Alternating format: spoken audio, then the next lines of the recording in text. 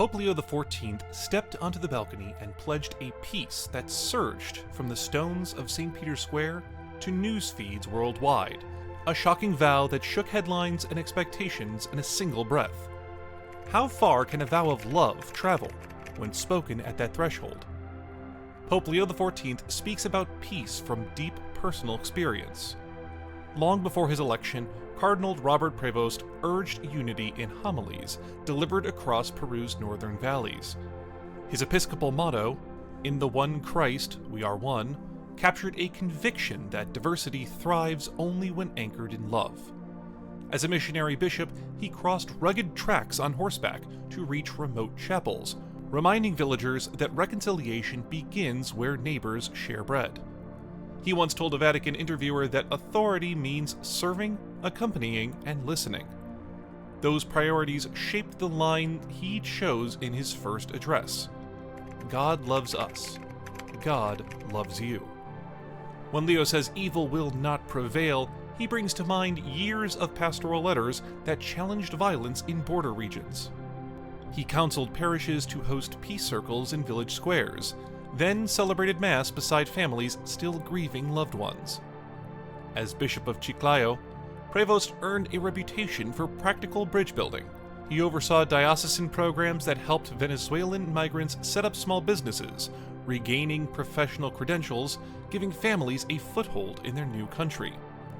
He visited the neglected shantytowns on foot, listening to residents while returning with parish volunteers who repaired roofs and supplied clean water.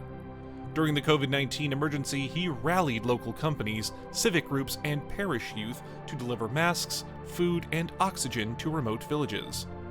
Each effort drew people across social lines into common service, reinforcing his identity as a pastor who heals divisions through concrete action. Every gesture modeled a shepherd who places unity ahead of protocol. Can a greeting stir hearts if it rises from a life already spent smoothing divisions? What would change in your circle if you treated peace as a daily decision instead of a slogan? A blessing rooted in lived witness naturally presses disciples to move, so the Pope turned quickly toward the road ahead. Christ goes before us.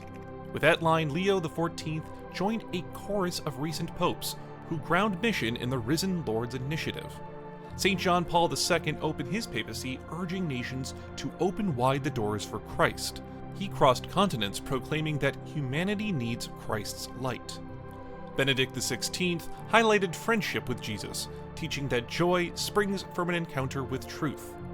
Pope Francis calls every believer a missionary disciple because the Lord loved us first. Leo XIV's phrasing stands beside these voices, yet carries his own cadence. He pictures the church as a caravan walking hand in hand, pilgrims who trust providence more than strategy. During his years as an Augustinian superior, he encouraged friars to travel light, enter homes, share coffee, then solve village disputes around kitchen tables. The same approach now marks his plan for global evangelization. Begin with conversation, follow with service. Consider how earlier popes embodied this path. St. John Paul II's first visit to Africa in 1980 led to the John Paul II Foundation for the Sahel, which still funds water wells and agricultural projects across 9 nations. Benedict XVI kept university doors open, inviting scientists into sustained dialogue so faith could meet with reason. Francis launched parish listening sessions on every continent. The reports from those gatherings now shape the Global Synod's working documents. Leo blends these examples, asking Catholics to anchor outreach in prayer, measuring success by friendships healed. Imagine your parish hosting an open-floor evening where refugees share stories or young adults brainstorm local outreach. Which voice would you invite to start the dialogue? He closed this section by asking how anyone can claim discipleship while barricades linger between neighbors. Which barrier near you could you yield to a single act of hospitality before next Sunday? Challenge gains credibility when framed by gratitude, so Leo paused to honor those who formed him. Thank you, Pope Francis. Leo's first nod reached his predecessor, whose solitary blessings in a rain-soaked square steadied the world during lockdown. He then turned to the cardinals, describing their vote as collaboration rather than promotion. Quoting St. Augustine, "With you I am a Christian, for you I am a bishop," he signaled that the papacy remains an office of service. Augustinian spirituality runs deep in Leo's life. The order teaches friars to live with one mind and one heart on the way to God. Leadership flows from community, not above it. As Prior General, he governed brothers on 5 continents through listening sessions and shared discernment, often saying decisions ripen only when every voice feels heard. That habit explains his emphasis on synodality. Councils that begin in prayer, continue in dialogue, then conclude in consensus. If you guide a classroom, a committee, or a family, how might that model reshape your next meeting? Leo reminds the Church that authority, divorced from charity, withers. When he cites Augustine's maxim, he invites each baptized person to lead through humble presence. What would your workplace look like if titles served relationships instead of overshadowing them? After grounding leadership in service, the Pope turned toward a companion he trusts to guide every step. May 8th marks the supplication of Our Lady of Pompeii, a tradition that began after Blessed Bartolo Longo turned a ruined valley into a Marian sanctuary in the late 1800s. He promoted the Rosary and composed the Supplica, a fervent prayer still recited at noon every May 8th and on the first Sunday of October. From Leo XIII onward, popes have embraced this devotion during wars, epidemics, and cultural upheavals, trusting Mary's aid when human solutions fall short.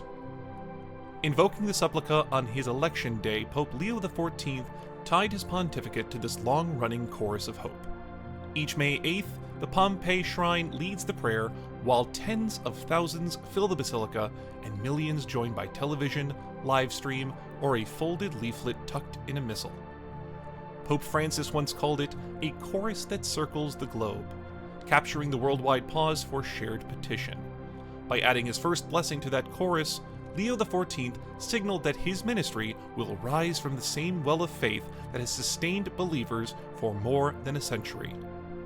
He asked 3 simple actions: pray together, tend to local wounds, remain near those who suffer.